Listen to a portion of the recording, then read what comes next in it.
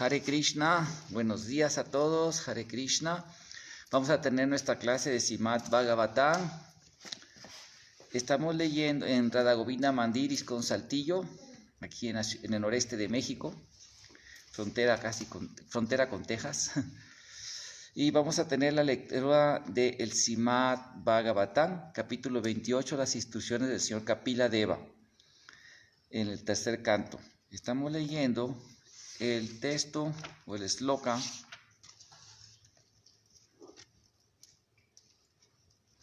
número 39. Las instrucciones del señor Kapila Deva a su madre Devahuti. Yata putrakcha vitakcha pritam martya pratityate apyatmana vina mata ade purucha tata. Traducción. Narayana namaskritya naranchaiva narotaman devim sarasatim vyasam tato yayam udiraye om namo bhagavate vasudevaya.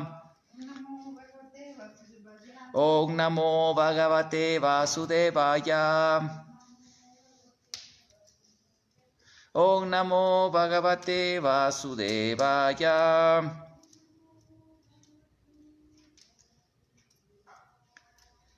Traducción y significado de su divina gracia Srila Prabhupada. Debido a un gran afecto por la familia y las riquezas, aceptamos como nuestros unos hijos y algún dinero. Debido al afecto que sentimos por el cuerpo material, creemos que es nuestro.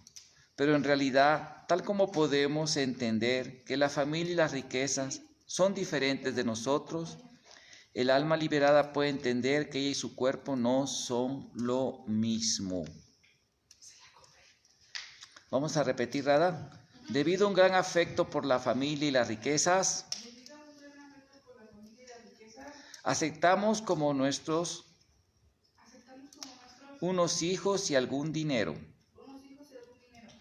Y debido al afecto que sentimos por el cuerpo material, creemos que es nuestro. Pero en realidad, tal como podemos entender que la familia y las riquezas son diferentes de nosotros, el alma liberada puede entender que ella y su cuerpo no son lo mismo. Significado de su divina gracia Srila Prabhupada. En este verso se explica el nivel de verdadero conocimiento. Niños hay muchos, pero nosotros aceptamos a algunos como hijos nuestros por el afecto que les tenemos, aunque sabemos muy bien que esos niños son diferentes de nosotros. De manera similar, el gran afecto que sentimos por el dinero nos hace aceptar como nuestro cierto capital depositado en el banco. Análogamente, por afecto, proclamamos que el cuerpo es nuestro. Yo digo, este es mi cuerpo. Entonces, existiendo ese concepto posesivo y digo, es mi mano, es mi pierna, y sigo, es mi cuenta de banco, es mi hijo y es mi hija. Pero en realidad sé que el hijo y el dinero son distintos de mí. Lo mismo ocurre con el cuerpo. Yo estoy parte de mi cuerpo. Es una cuestión de comprensión y la comprensión correcta se denomina pratibuddha. Si obtenemos conocimiento relacionado con el servicio devocional, es decir, con el proceso de conciencia de Krishna, podemos volvernos almas liberadas. Yata putracha vitacha pritam martya pratityate apyatmata vimimata dejata puruchastata. Debido a un gran afecto por la familia y las riquezas, aceptamos como nuestros unos hijos y algún dinero. Y debido al afecto que sentimos por el cuerpo material, creemos que es nuestro. Pero en realidad, tal como lo podemos entender, que la familia y las riquezas son diferentes de nosotros. El alma liberada puede entender que ella y su cuerpo no son lo mismo. Na ongaya nati mirandasya yananyana salakaya chakshurum militanyena tasmai sigurave namaha. Si chaitanya manovistan esta pitanyena bhutale swayan rupa kadamahyam dadati swapadantikam. Jayasi Krishna Chaitanya Prabhu Nityananda Si Advaita Gadadhar Sivasadi Gaura Bhakta Vrinda. Hare Krishna, Krishna Krishna, Hare Hare, Hare Rama, Rama Rama, Hare Hare. Tío Tomate, si quiere me manda el que se tomamos del agua con el clorito de ese, nos da a tomar todas las mañanas. Bueno, aquí es un tema muy importante. Kapila Deva, en su posición como renunciante, como brahmachari, está predicándole a su madre cuando ya era ella oficialmente una viuda. Viuda en la cultura védica es cuando el marido ya se retira a la vida de sanyas. De hecho, el color azafrán que se pone los sanyas y los brahmacharis significa el fuego que quema el cuerpo. En todas las órdenes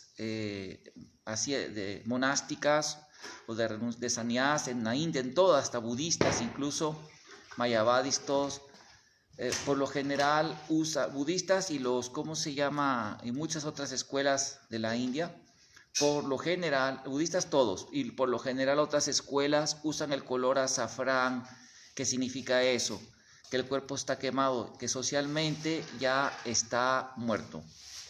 Ahora es muy importante que si ustedes leen el Bhagavad Gita, la posición que en ese tiempo que predicó Krishna, aunque ya tenía alrededor de 100 años, Arjuna también, porque en el fin de Dwapar Yuga y principios de Kali Yuga, sabemos que las personas vivían mucho más años. Entonces resulta que Krishna le predica a Arjuna que no renuncie, de que Arjuna, que si yo no me interesa nada, no me interesa qué está pasando, el mundo, no voy a cambiar el mundo, como dicen por un dicho, yo no cambio el mundo, me voy a cambiar nada más a mí mismo, y es un hecho que primero tiene uno que cambiar a sí mismo para poder cambiar o para tratar de poder ayudar a los demás, ¿no? Dice un dicho, Prabhupada siempre dice dicho, médico, ayúdate a ti mismo. Entonces, pero es un hecho que tenemos que cuidar el movimiento de conciencia de Krishna, tenemos que responsabilidades, ¿no? Arjuna quería dejar todo, tirar todo así y simplemente dedicarse a la contemplación mística, a la renunciación y vivir en armonía, como dicen los taoístas, en el Tao, en el equilibrio del bien y el mal, ¿verdad? Equilibrio del yin yang, en la pura paz y en la meditación, en la contemplación. Y es bonito, ¿no? Realmente es una vida muy atractiva, esa está nada más en bondad, y que lo demás no me interesa, soy indiferente, que la gente no toma la conciencia, que se pudran, van corriendo a los planes infernales por su vida y no vamos a predicar. Gracias.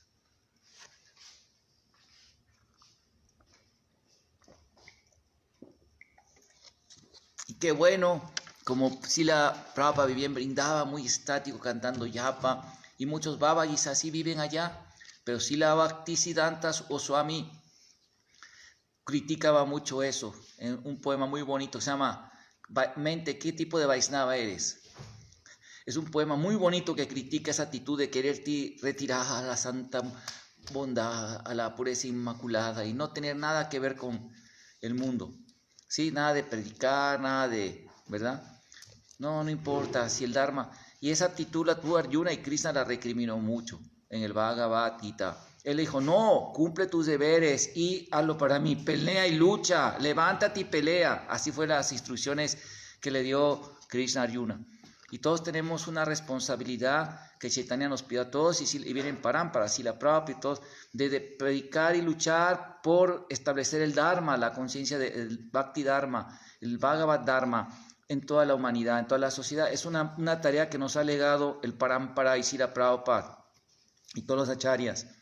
Sí, y esto lo han hecho todos los acharyas, aún sannyasis y todo, en toda la India viajaron predicando, refutando budistas, mayavadis, a los sankhyayitas, a toda esa doctrina, ¿no? Volviendo los devotos de Krishna, a los musulmanes. Chaitanya viajó así predicando y convirtiendo a todas las almas que pudo, salvándolas para darles el Krishna Bhakti. Esa es la misión, es una labor misionera total, la del movimiento del Señor Chaitanya. Los Goswamis escribieron muchos libros para eso, aunque estaban en su retiro en Vrindavan, absortos en dejar el legado escrito de las enseñanzas del Señor Chaitanya. Si nosotros no podemos ser indiferentes, como leímos en el significado de Srila Prabhupada, de que todas las diferentes ciencias, ¿verdad?, humanas, artes, todo debe ser dedicado para establecer la gloria de Krishna, establecer el Dharma. Entonces, muy interesante porque aquí, por ejemplo, leemos una parte, vamos a leer unas instrucciones, porque la mamá de Kapila ya estaba en la vida de renuncia. Las mujeres, su vida de renuncia es tomar cuando ellas se vuelven viudas. Las mujeres en la tradición védica, en la India, védicamente, algunas hasta se cortan el cabello, otras no, se lo sueltan el cabello, ya no tienen que traerlo amarrado. Cuando su esposo tomó sannyas o ya murió su esposo, y se visten de blanco. Y hacen hay algunos votos que deben de hacer, ¿no? Se hacen las devotas así. De hecho, así es el sistema, y ella es una mujer renunciada. Entonces, una mujer así, tampoco uno puede hacer esto así artificialmente, ¿verdad? Ya hemos visto muchos casos de muchachas jovencitas que se vestían de blanco. Y no, pues no, eso no funciona. Así como tampoco uno puede tomar sannyas de una manera así irresponsable. ¿Cómo se llama? Digamos que nuestro movimiento ha pasado por diferentes etapas y seguirá pasando por etapas diferentes, ¿no?, de influencias sociales, sociológicas en nuestro movimiento. En un tiempo era un movimiento monástico, misionero, en que no se le daba un reconocimiento a los Vaishnavas que vivían en la congregación ni a los devotos grihastas. De hecho, se presionaba que el modelo de ser maestro espiritual o guru tenía que ser sannyas. Resultado de esto no fue nada bueno. Prabhupada dejó devotos grihastas como gurus iniciadores, los nombró, él los dijo, lo dice directamente en mayo 7 y luego en junio, cuando mencionó, y esos devotos en esa plataforma, en ese ashram, hicieron un gran servicio, pero la presión de tomar sannyas luego fue catastrófica, porque sannyas no es para cualquier persona, ¿sí? Y luego devotas abandonadas, viudas abandonadas, todo eso porque fue el arranque, digamos, lo que se llama técnicamente en la sociología el experimento social, de traer una cultura muy elevada, Vaishnava, Gaudiya Vaishnava muy elevada, a una sociedad melecha, yávana, o sea, que no era seguidor de la cultura védica, y además una juventud efervesciente de las ideas de la contracultura, que eran movimientos basados vino la revolución sexual de los marxistas de Frankfurt, que influyeron mucho ese momento de la contracultura. De ello, su estrella fue famoso Alex Hisberg. Estaba viendo ayer precisamente Srila Prabhupada, que dice, estos hippies son un grupo de madman, de hombres locos, dice Prabhupada. Así dijo, fue lo último que Prabhupada habló en julio de 1937 en Vrindavan con Srila Tamal Krishna, está grabado, está la cita en Maniquot. Dice, ellos piden el sexo público, dice, es eso, dice, es solo eso, o sea, locos. Y luego dice Srila Prabhupada, dice, es Alex Hilbert, dice, su movimiento es eso, dice, o sea, locos, dice, solo eso, que él venía muy orgulloso de que dijo que introdujo la homosexualidad. Sí, eso es eso, así dijo Prabhupada, solo es eso, imagínense, dijo Prabhupada. Fue las últimas palabras que habló sobre ese tema, que luego podemos platicar sobre otro tema aparte. Entonces, sí, todas esas ideas entonces, una sociedad así, traerla al estándar védico es obviamente un experimento social que Srila Prabhupada tuvo mucho éxito. Y obviamente una cultura, al pasar a otra cultura, pasa un periodo de transición. Y ya luego con el programa congregacional se respeta mucho a los devotos de la congregación si les inicia. Luego se empieza a apreciar también a los devotos jefes de familia, que son muy estrictos, y tenemos varios devotos grihastas que también son más espirituales, como en la cultura védica. De hecho, el autor del Bhagavatam, Vyasadeva, era grihasta, ¿sí? y Vyasadeva cuando él escribió los Vedas.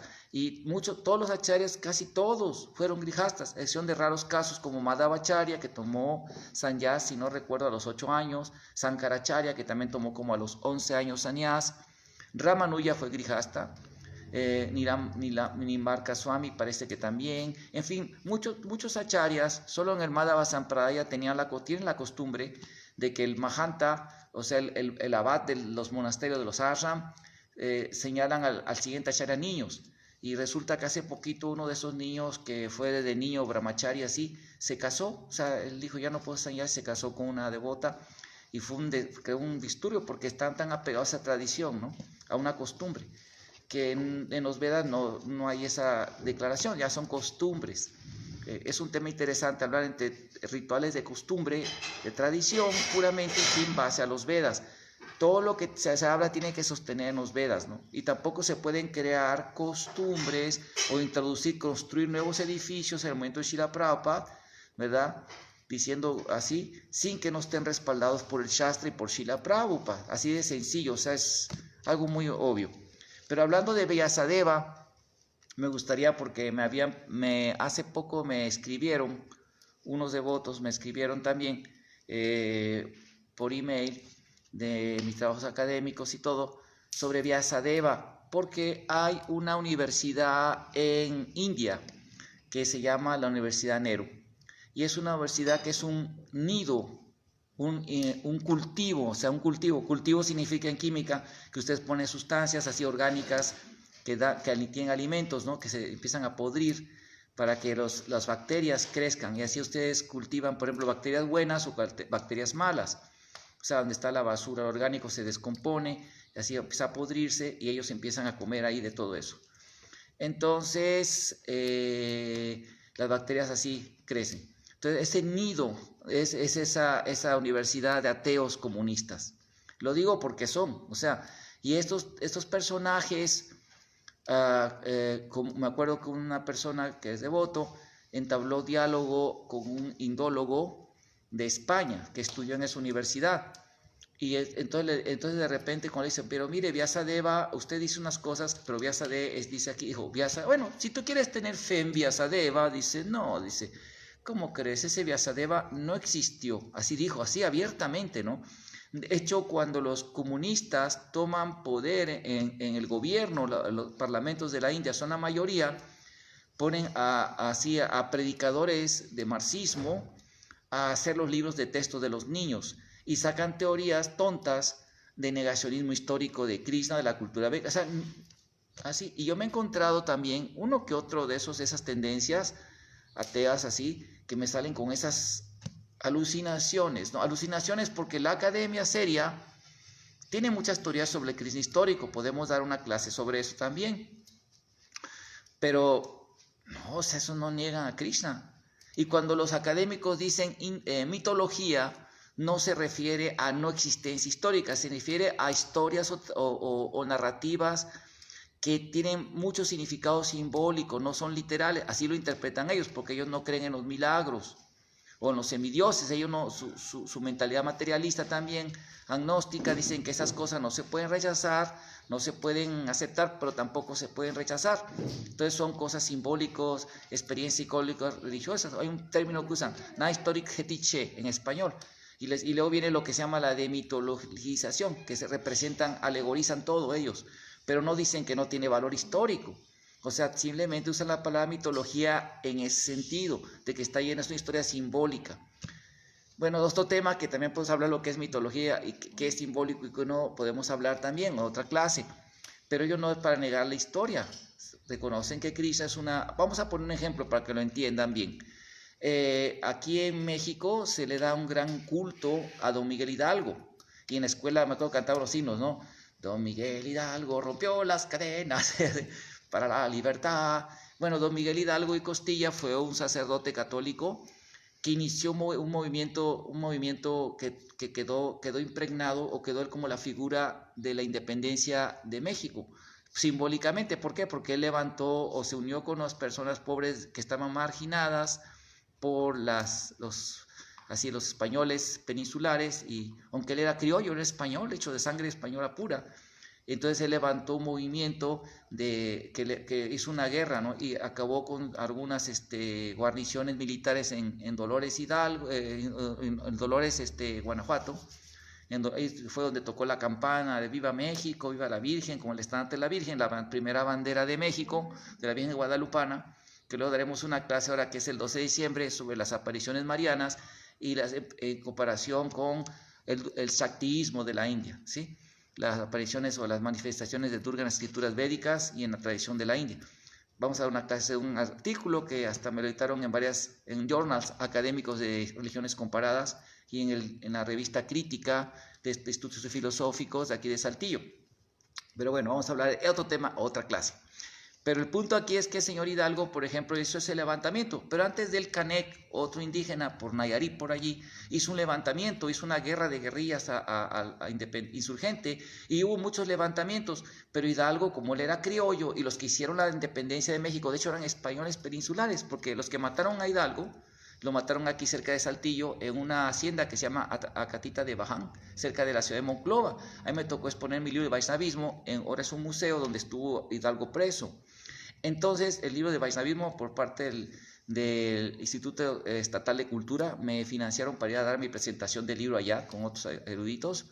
Pero es interesante esto, pero Hidalgo no logró la independencia, de hecho de ahí lo extraditaron a Querétaro, ahí lo fusilaron, le cortaron la cabeza y lo excomulgaron y están sus restos hasta la fecha. Pero lo interesante de Hidalgo, que Hidalgo quedó como el mito, o sea, el símbolo de la libertad, y a Hidalgo lo ponen así una persona, unos rasgos, así un ser caballero perfecto de cara, así que, así una belleza en sus ojos, así, y aparte de eso, lo ponen rompiendo cadenas, y una persona bien derechita, así, wow, todo una ícono, y sin embargo era una persona tuerta, cojeaba, tuvo hijos, aparte no se dote con hijos, y eso casi no se habla en la historia, se sabe la historia, pero no es la historia oficial. ¿Por qué? Porque representa un símbolo, eso es lo que se llama mito, cuando se habla en la academia de mito, no negación histórica de un personaje o algo así, ¿no? En fin, entonces bueno, pero vamos a entrar en otro tema, esto del mito. ¿Qué es el mito? Es un gran debate académico para otra clase, pero vamos a hablar sobre Vyasadeva, ¿sí? Entonces, pero los ateos utilizan mucho en el sentido que también eran los cristianos, primeros cristianos que no eran respetuosos de otras religiones, pensar que otras religiones usaban la palabra, los griegos usaban la palabra mito. Mito significa antiguo relato, relato arcaico, ¿sí? Como decía una narrativa, una crónica, así, eso era el mito, ¿no? Entonces, los cristianos utilizaron esa palabra para decirle mito a todo aquello que no fuera su religión, y especialmente de los griegos, como ahistórico, como sinónimo de historicidad. Y luego los racionalistas y los ateos materialistas utilizaron la palabra mito para atacar el mismo cristianismo, ¿sí? Y podemos hablar también de eso en mi libro Vaishnavismo, y también en mi tesis viene todo ese tema. La pueden bajar en Academia Edu, ponen mi nombre, ¿verdad? Ponen una revisión histórica de la cultura de la India, Academia Edu, ahí aparece. Y bueno, vamos a leer un poquito sobre Veda Vyasa, el cuestionamiento de esta gente, porque en realidad sí es un tema interesante, que esa gente así dice cosas por el estilo. Y algunos, pues fíjense que ni los primeros indólogos hablan así de Vyasa, de hecho los primeros indólogos sí hablaron bastante bien de Vyasa. Vamos a leer ahorita todo eso, ¿no? Pero eso es otra falacia, es una falacia de falsa asociación, ¿sí? Se desactivó Rada, algo aquí, ok, no, ya sí sigue. Bueno, sí llama Radita, ¿sí? Vamos a leer el ataque, este tipo de ataques, ¿no? Por parte de la indología conservadora, no es tanto, ni siquiera, o sea, nada más se fue una onda de los marxistas, y de cierto caballero que mencionaremos aquí. Dice así: la historia oficial a menudo declara que no hubo un autor que compilara los Vedas y que el sabio Vyasa quizás no existió. Si se analiza las bases de esta conjetura, demostrará que uno de los proponentes de esta idea fue Moritz Winternis, quien escribió: los ortodoxos creen que el mismo Vyasa, quien compiló los Vedas y el Mahabharata en el principio de Kali Yuga, la era presente del mundo, fue autor de los 18 Puranas.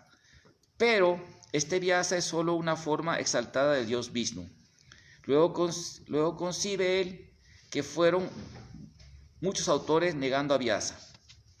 Sin embargo, es interesante que aparte de la negación, se tiene que presentar una prueba empírica, histórica, que fundamente tal supuesto. No existe tal prueba. Ni los charvakas, ni los, ¿cómo se llama? Jains, ni los budistas, todos atestiguaron a Vyasa. La gente que era incrédula, que era atea, agnóstica, todos ellos atestiguaron a Vyasa. Bueno, vamos a seguir leyendo. Dice, vamos a ver. Por otro lado, analizando la historia y haciendo uso de las herramientas que exige la disciplina, se demostrará primero la geografía histórica. Existe el lugar histórico donde Vyasa nació, Daumali, muy cerca de Shangri-La, en el Nepal, a la subida de los montes Himalayas, situado a no menos altura de Muktinath, cerca de la montaña Annapurna. Ahí está el lugar donde nació Vyasadeva.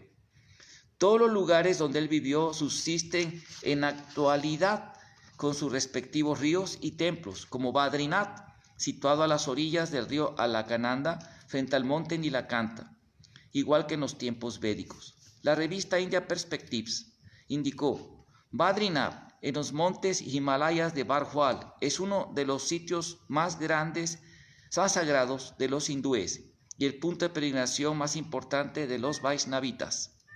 Desde aquel tiempo se encuentra en ese lugar un templo de Vishnu. Otro lugar histórico es Badadika Ashram, más arriba de Badrinath, el lugar en que fluye el río Saraswati. Allí nace el río Saraswati, allí en esa parte, en Badrinath, ¿sí? Donde se conserva la cueva que fue el ashram del sabio Vyasa. Ustedes pueden ver en YouTube, pongan Badrinath, Vyasa Cave, y hay varios videos ahí donde está la cueva, donde Vyasadeva era su ashram, ¿sí? Ahí a un lado de las afluentes del manantial del río Saraswati, que es donde todavía fluye, porque se hundió el río Saraswati. Dice, el lugar, allí se encuentra Samya Pras, el sitio en el cual Vyasa compiló los Vedas, donde se conserva la cueva que fue el ashram del sabio. El doctor Chakrabarty ha encontrado evidencias arqueológicas que corroboran su historicidad. Además, Vyasa ha puesto en sus obras referencias de otros sabios que certifican que él es el autor y compilador de los Vedas Suti y Smritis. Es considerable no pasar por alto que todos los tratados filosóficos que provienen de aquella época hasta el siglo XIX dan evidencia que él fue el editor histórico de los Vedas. Al respecto, Krishna en el Gita 10.37 dice, Muninam apiham Vyasa, de los sabios yo soy Vyasa. Aparte de los más de 500,000 versos que abarcan los 18 Puranas y aparte el Mahabharata, 100,000, que avalan su historicidad, existen evidencias en los Upapuranas de sus discípulos. O sea, aparte de los Puranas, hay los mayores, hay los Upapuranas, y hay Puranas también de cada región y incluso de cada templo. Puranas son los libros, significa antigüedades, o sea, libros crónicas antiguas, ¿sí? Y hablan todos de Vyasa. Y todos avalan su historicidad. Existe evidencia, Es interesante mencionar que los indólogos han dado referencias del Gatha Yataka del budista Arya Surya, donde se declara sobre Vyasa. Ahí se habla también sobre Vyasadeva. Bruce M. Sullivan, el doctor Bruce M. Sullivan es uno de los estudiosos más destacados ahorita, es un señor que ha dedicado casi más de, 30 años investigando sobre Vyasadeva, ¿sí? Él es ahorita el acharya en ese tema. Ha presentado referencias de varios textos que atestiguan la autoría de Dvaipayana Vyasa, tales como el Taittiriya Nyaka 192, Savindananda Brahmana 398, el Gopata Brahmana 1129, el Buddha Charita 142 4.6, el Sundarananda 729.30. Estos dos últimos son budistas. El Mahabharata, también hay varios textos. Los acharyas como Vishnu Swami, Sankaracharya, Ramanuja, Madhava, Nimbarka y Chaitanya, de hecho, los sabios y estudiosos de la cultura védica, a través de la época y la cultura de la India, afirman su historicidad y autoría. Al respecto, Prabhupada ha hecho en su comentario exegético al Bhagavatam, una clasificación de Vyasa con los diferentes nombres con que se le conocen las antiguas obras puránicas, para evitar las tácticas de disección que hace la hipercrítica con los personajes para especular que fueron varias personas. Badarayana, Vyasadeva, a él se le conoce como Krishna Dvaipayana, Satyavati Sutra, Parasarya, Parasamaha, Badarayana, Vedavyasa. Rishis tales como Visampayana eran sus discípulos. Él es el autor de la gran obra épica, el Mahabharata. El Bhagavatam, los Brahma Sutras o Vedanta Sutras o Badarayana Sutras fueron compilados por él. Entre los sabios el más respetable de todos por sus severas penitencias. Bhagavatam 1.967 significado. Es interesante notar cómo hasta estos días es una tradición entre los hindúes que antes de recitar la literatura védica, en especial los Puranas, se le ofrecen reverencias. Esta prueba se le llama la tradición oral. Otra evidencia es una tradición oral de antaño. El asiento en que usan los gurus o acharyas se le llama Vyasa-san, el asiento de Vyasa, lo que hace recordar que el guru o el maestro espiritual es el sucesor de Vyasa. Y en el día en que se celebra el cumpleaños del guru se le llama Vyasa Puya, la adoración del sucesor de Vyasa. De esta forma se recuerda al original preceptor de los Vedas. De hecho, hasta el presente no se ha mostrado ninguna prueba documentaria de aquel tiempo ni posterior que niegue este personaje. Fue el abuelo de los Pándavas. La madre del sabio fue Satyavati, la hija de Vasu, un pescador, y el padre fue el sabio Parasara Muni.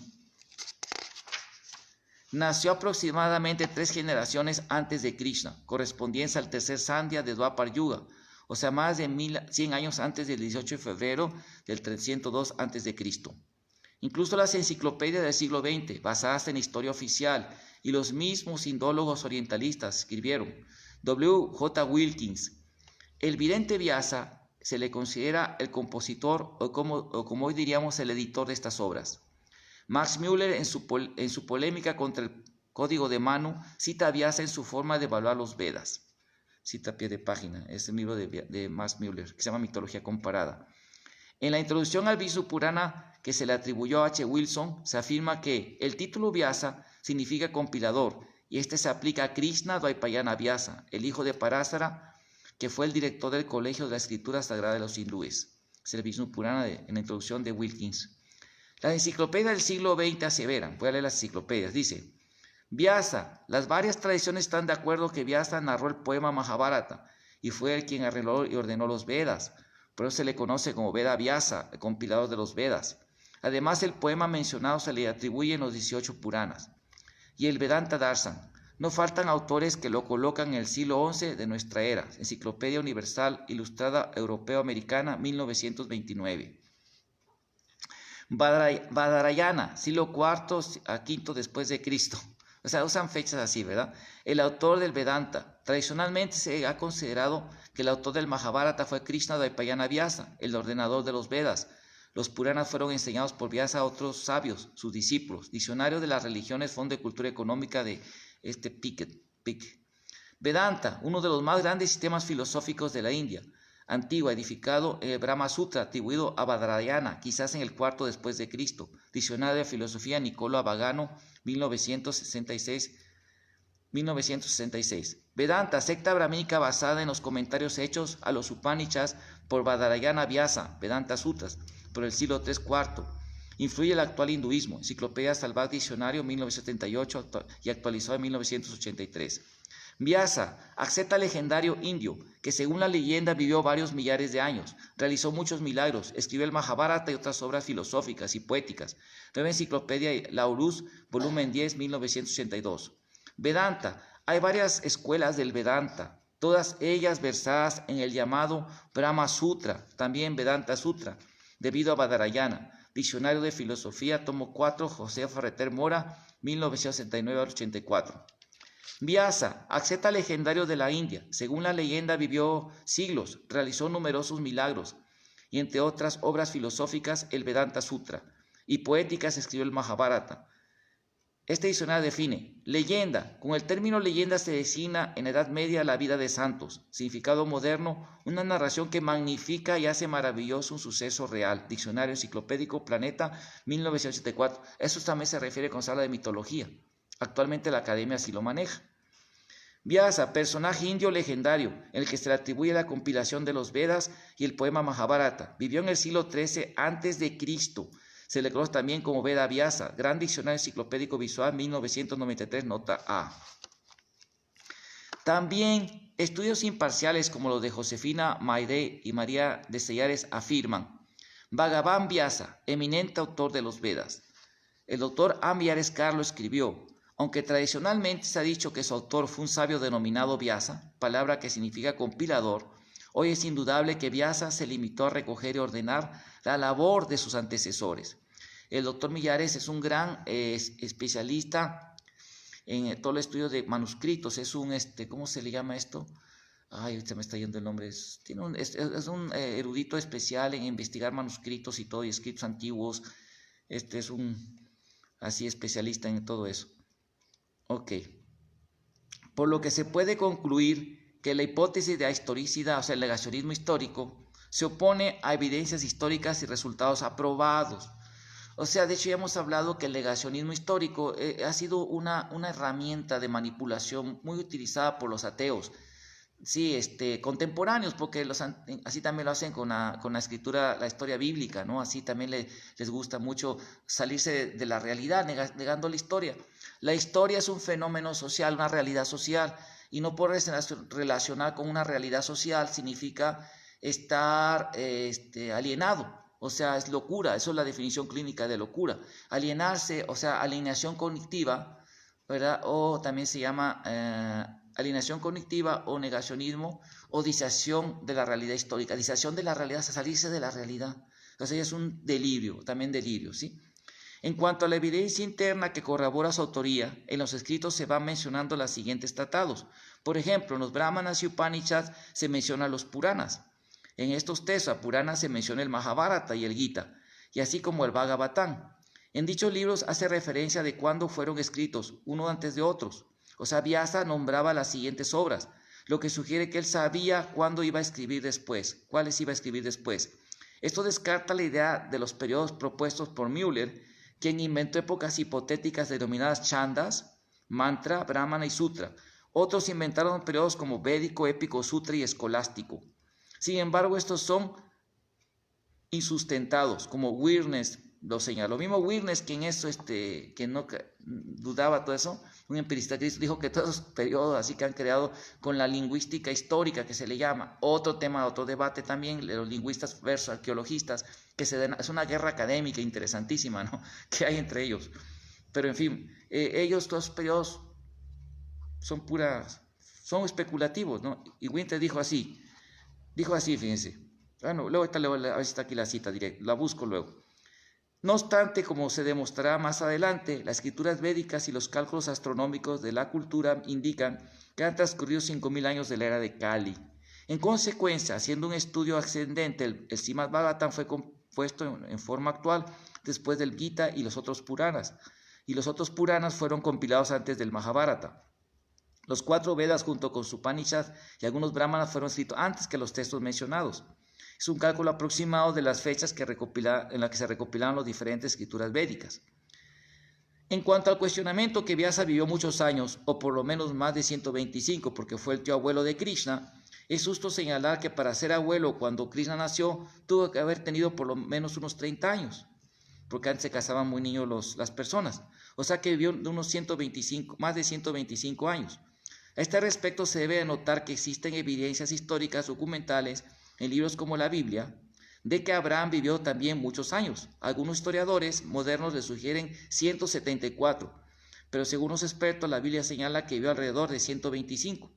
Asimismo se habla acerca de otros personajes que vivieron 1000 años, los antidiluvianos, por lo que no era raro que en aquel tiempo las personas vivían más. Al respecto, el historiador hebreo Flavio Josefo se apoya en tratados que se han perdido en la historia para sustentar esto. Dice así. Flavio Josefo fue un historiador que también fue de las guerras insurgentes contra los romanos, ¿verdad?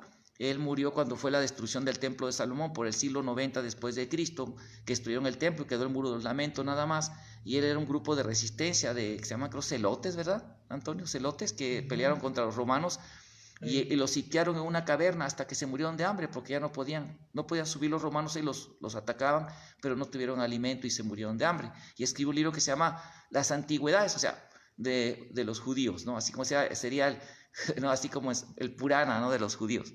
Es muy bonito. Y ahí habla también lo que pasó en esa época. Pero hay una cita muy interesante que dice, ahí habla de Cristo y habla de todas esas situaciones. Dice así, dice, los griegos y bárbaros Aumenetón era un historiador de Egipto, quien escribió la historia de Egipto. Y Borosos fue otro escritor también, ahí parece que europeo, quien colectó los monumentos de Caldeo, de Medio Oriente, caldeos y mochos, y estíos, que esos eran también otros historiadores. Aparte de estos, Hernóminos, el egipcio, y los que compusieron la historia de Fenicia, están de acuerdo en lo que digo aquí. Esodio también, que es el que habló de las 4 eras, también de las 4 eras, como dicen los Puranas. También acateos, helénicos y acusilos, y aparte Foros y Nicolás, ¿sí?, relatan que los antiguos vivían por miles de años. O sea, es un testimonio histórico, haciendo referencia a muchos historiadores que ya no se conocen sus obras, que explican que en la antigüedad los hombres vivían por miles de años, como dicen los Vedas, y esa es la historia real del mundo. O sea, que en la antigüedad las personas tenían poderes místicos, hacían milagros, había intervención directa de Dios en la humanidad, más directa, también de devas. Por eso hay tantos templos tan maravillosos, construcciones que no hay manera de explicarlas cómo se hicieron. Ejemplo, las pirámides de Egipto, no hay manera de explicarlas. Hubo intervenciones así de personas con muchos poderes místicos, intervención de devas en la humanidad. Por eso hay tanta sabiduría en el pasado. Hemos encontrado información, por ejemplo, en etnias como Australia, que conocen los mapas estelares de constelaciones que apenas los microscopios los telescopios están descubriendo, y todas esas cosas así, porque había información como el Surya Siddhanta, que describe tan perfectamente como los temas solar, de una manera nada más que geocéntrica, porque era el mundo, la observación o el modelo geocéntrico es porque es el centro de observación a Tierra, ¿sí? Y se habla ahí todo, las distancias, la luna, la tierra, todo exactamente como la astronomía lo ha comprobado. Y mucha información védica así, de la vida en el vientre, todo, porque había contacto ¿verdad? Es el conocimiento védico, y toda la historia lo corrobora. Con devas, con rishis de los planetas superiores, había contacto con, con Krishna mismo, ¿verdad? Venía Dios, se manifestaba a la gente, ¿no? En otros yugas, en otras épocas, que la gente vivía más años, etcétera. Esa es la historia real humana, escrita. Y ya la historia naturalista inventada ya venía siempre con el materialismo, ¿no? Siempre ha tenido esa historia de negar lo espiritual. Es un feísmo típico de los materialistas, ¿no? Pero es a partir del siglo XVIII, con el darwinismo y la fuerza del naturalismo, por una reacción meramente política, porque querían quitarle la influencia del alto clero en la humanidad, que tenía dominado en el oscurantismo a la gente. Y los pensadores de ese tiempo, que de hecho no eran ateos, eran de la francomasonería, que son gente muy mística, estaban tan fastidiados de eso que pensaron que si ellos reducían la espiritualidad en la humanidad con un sistema naturalista, la educación laica, que le dicen el laicaísmo, la desacralización del mundo, así la gente no sería esclava de los grupos, del grupo del alto clero, que era muy fanático.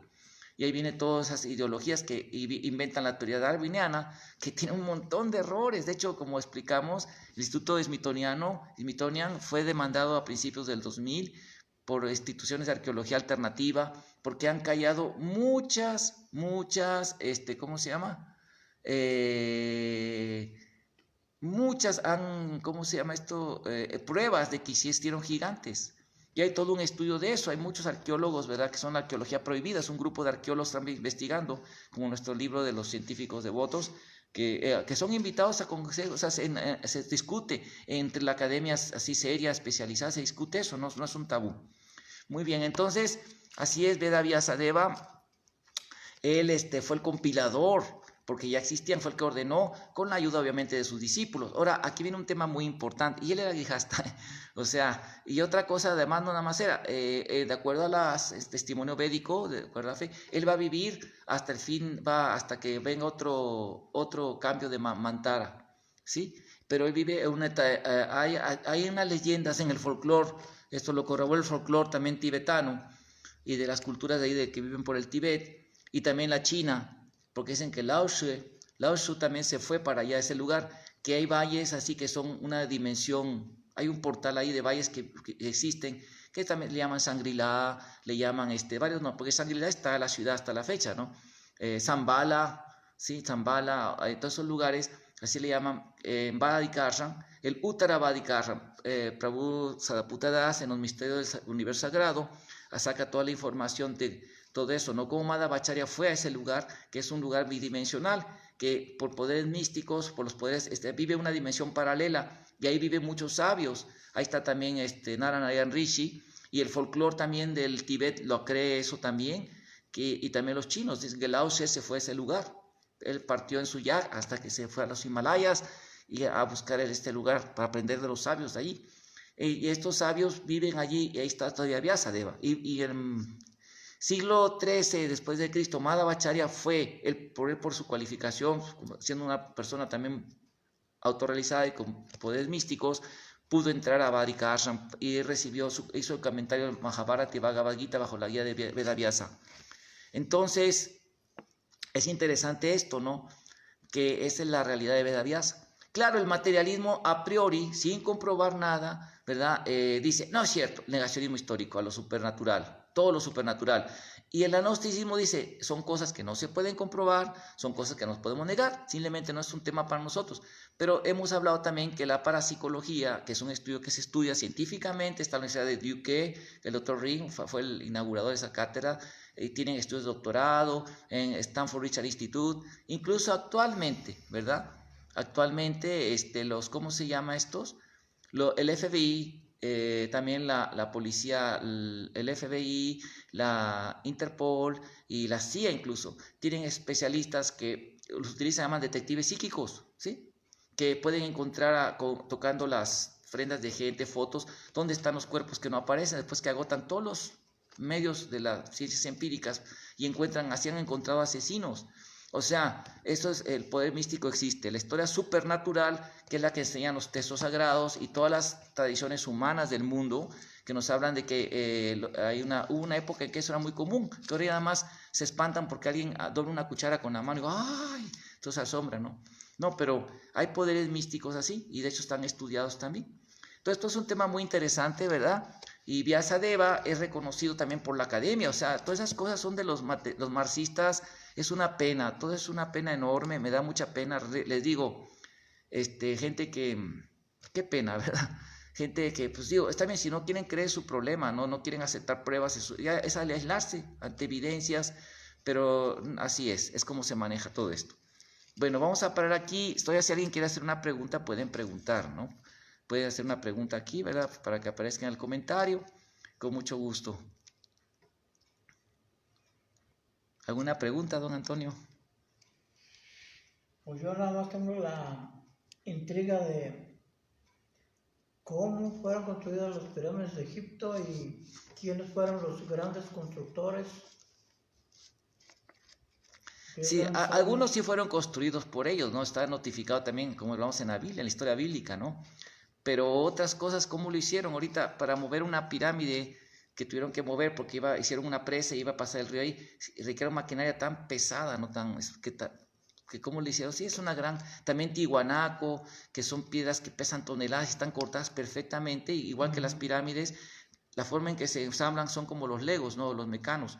Tienen así una fiturita que se mete una forma así, que meten, lo que les hace es un cuadrito así de hierro que los mete y los punta, y luego quedan pegados que no cabe ni una, ¿cómo se llama eso? Una navaja de rasurar no puede entrar allí. Ajá. O sea, todos esos cortes perfectos, sí, o sea, eso nos muestra de que hubo cosas muy supernaturales, muy especiales. Los constructores.